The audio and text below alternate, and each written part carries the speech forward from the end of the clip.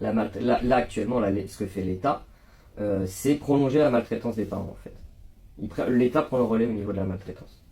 Je vais tirer un grand trait, hein, mais c'est les garçons qui vont rentrer dans la délinquance, dans le trafic de stupéfiants, et les filles qui vont rentrer dans la prostitution et dans la prise de drogue. Les garçons aussi, hein, bien entendu, sont dans la consommation de stupéfiants, mais c'est catastrophique. C'est catastrophique. On a des jeunes, depuis leurs 13 ans, ils sont déscolarisés, ils en ont 16, ils sont abîmés par la drogue, ils sont abîmés par la vie, ils ne croient plus en rien et légitimement. Hein.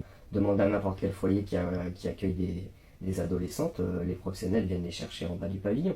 On en est là. Et tout le monde le sait, la police le sait, le département le sait, et tout le monde laisse faire. Moi j'ai déjà appelé la police municipale dans la ville où j'exerce pour leur dire, il y a tel endroit, on a 2 jeunes avec des adultes qui leur font consommer du stupéfiant, qui ont explicitement demandé des rapports sexuels en échange, etc. On me dit non, on peut rien faire. On peut rien faire, c'est des gens dans la rue, on laisse. Il n'y a pas de réponse, ça rend fou. Et vous avez déjà vu des responsables politiques visiter ces lieux, et si oui, ça s'est passé comment? C'est comme d'habitude, hein, que ce soit des responsables politiques ou des responsables au niveau du département ou des associations en question, c'est vraiment la visite pour faire coucou, quoi. On sait très bien ce qui se passe.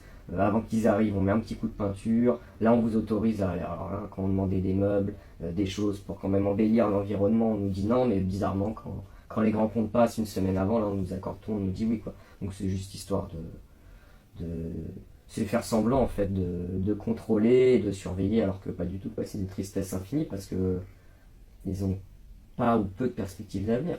Je sais que j'ai une chef de service qui était une femme d'une bonté infinie, mais qui malheureusement était très rationnelle aussi. Et elle me disait, mais si on en sauve 1 sur 10, c'est déjà pas mal. Et ce à quoi je lui répondais, mais non, en fait, c'est pas...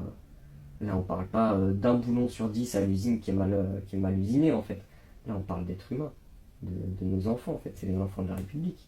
C'est nos petits frères, nos petites sœurs, nos fils, nos filles. On ne peut pas se dire qu'on en laisse sur le côté, c'est pas possible. C'est pas possible.